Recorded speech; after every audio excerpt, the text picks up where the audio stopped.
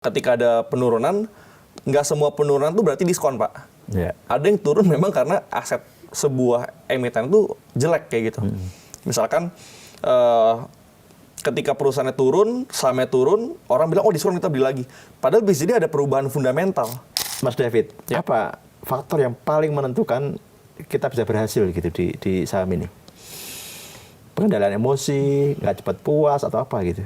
Menurut saya jam terbang, Pak. Jam terbang ya? Pengalaman. Karena kita mau baca buku Warren Buffett 100 buku. Itu kan kita jadi pinter kan. Tapi pinter itu satu hal, bisa analisa itu satu hal. Tapi kadang di market tuh gini, kita udah menganalisa. Misalkan saya percaya misalkan kita pakai contoh aja ya, misalkan Bank BRI bagus contohnya. Bank BRI bagus, Bank BRI murah, dividennya gede. Oke, saya tembak 10 miliar, dar gitu.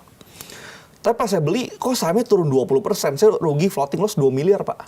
Yang tadinya saya percaya diri sama analisa, tapi karena mental dan jam terbang nggak kuat, akhirnya goyah tuh. Cut loss misalkan. Harusnya malah kalau udah cash beli lagi, cut loss. Gara-gara analisanya nggak kuat, conviction, keyakinannya. Tapi dengan ada jam terbang, kita jadi bisa udah punya pengalaman banyak, kita jadi bisa ngeliat, oh ini tuh bukan waktunya jual, itu waktunya kita beli lagi, kayak gitu.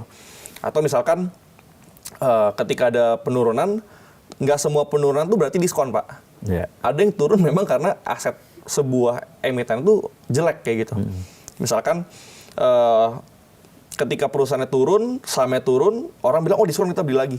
Padahal bisa jadi ada perubahan fundamental.